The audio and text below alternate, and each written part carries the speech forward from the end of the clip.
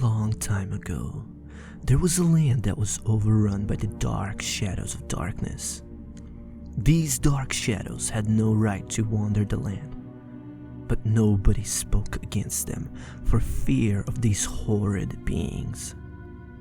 The land was swallowed up in darkness, and the presence of these creatures forced darkness upon the souls of the people in this land. Yet ruling this land was not enough for these dark shadows.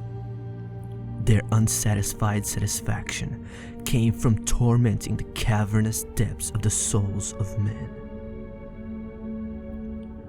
Many were foolish enough to take the bait of their darkest pleasures, which the dark shadows have offered to the inhabitants of the land, and have helplessly fallen into the dark pit of dark dissatisfaction.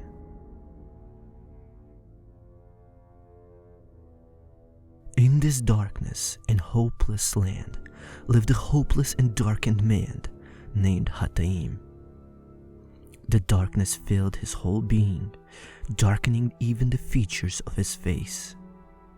Hataim did his best to do whatever best he could to shut out the dark whispering voices of the dark shadows over his soul. But there was no hope in this hopeless, wretched darkness.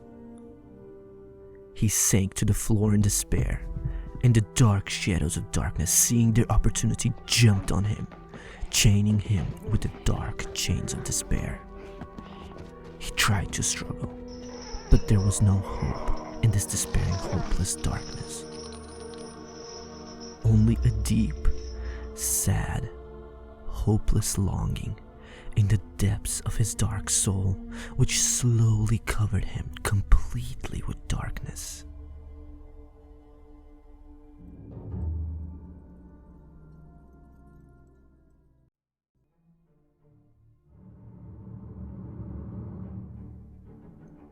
But then, a glimmer of hope appeared.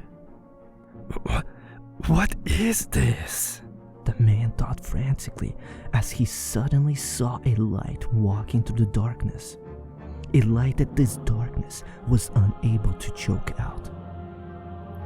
Suddenly hope sprang up in the depths of his soul, and as soon as hope was conceived within Hataim, this light grew. Two small warriors who held this hopeful light ran and attacked the dark shadows that were holding Hataim in despair. Get away from him!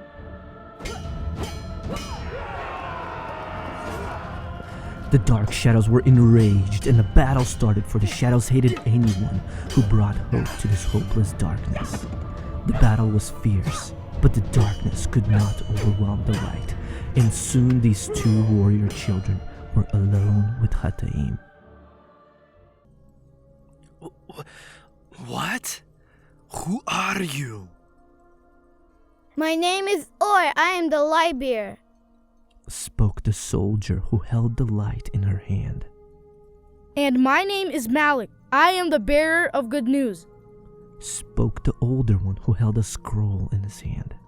We are both messengers of the great High King of this land. He has a message for you that we must deliver to you. The High King is inviting you to enter into his army.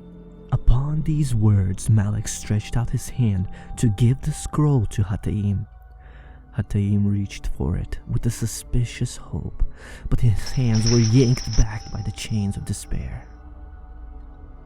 What? High King? I've never heard of him before. Why do you show up here out of nowhere and act as if there is hope somewhere in this dark world? Yet even when those words came out of his mouth, Hataim deeply regretted saying them, because secretly he longed to be free from his chains, but did not know how. He really did want to take the scroll and hold it in his hands, but did not know how. So it made him bitterly sad. Yet the children were not offended.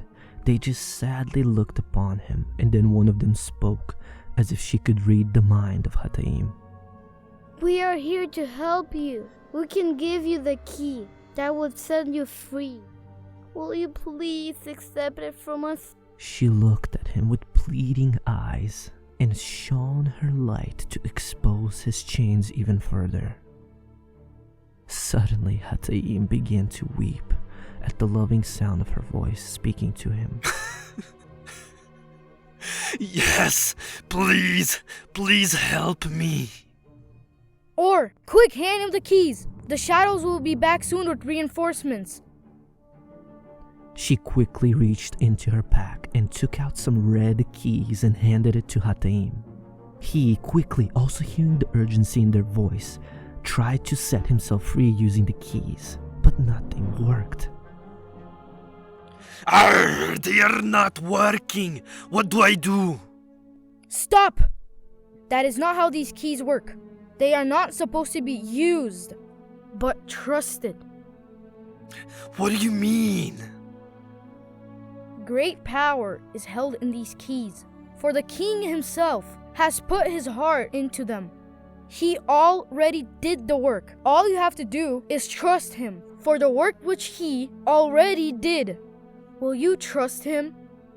Hataim looked at Malik with hopeful eyes and placed the keys close to his heart and cried out, Yes, I trust him.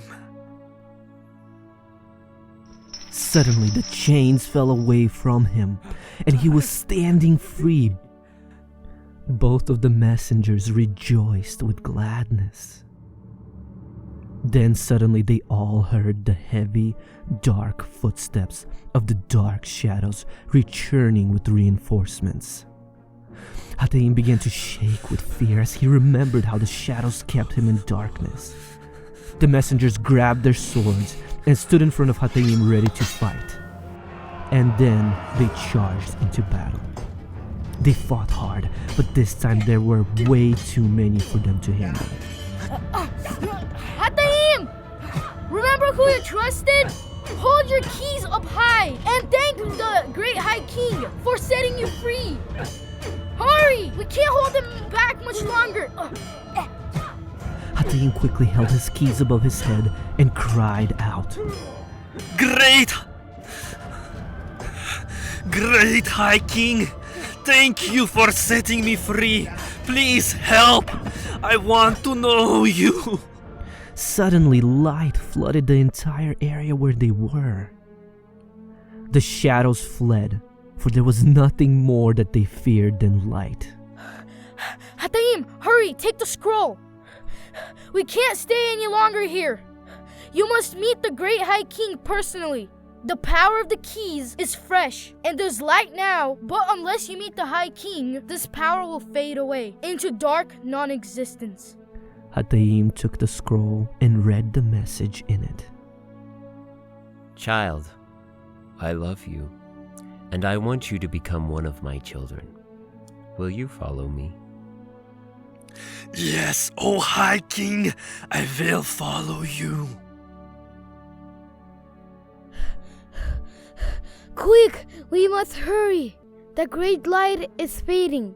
Let us go and meet the king. And thus began Hataim's amazing journey to the pasturing fields of the great High King.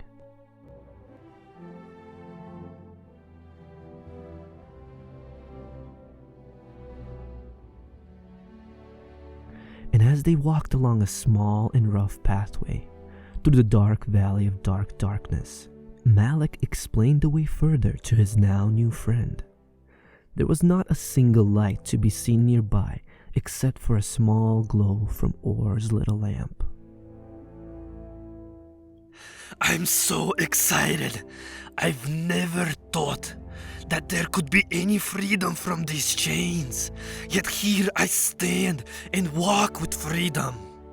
My heart is so light. Speaking of light, Orr, why is your light so dim? Well, it's simply because I do not need any more than this. What do you mean? It's really dark out, and a stronger light would be really helpful. Well, the light we have is strong enough to light up the path right under our feet. The king has given us enough light to walk one step at a time.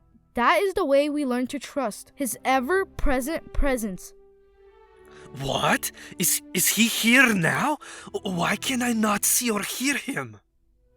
He doesn't always make himself visible to our senses, only when he chooses to do so at his appointed times. What? I don't understand. We do not have to always understand, but we must learn to always trust him. He knows best. Suddenly, out of the shadows of this dark valley, a man jumped out and scared them. Light! I hate light. I love darkness. And when someone comes across my path with light, I hate it.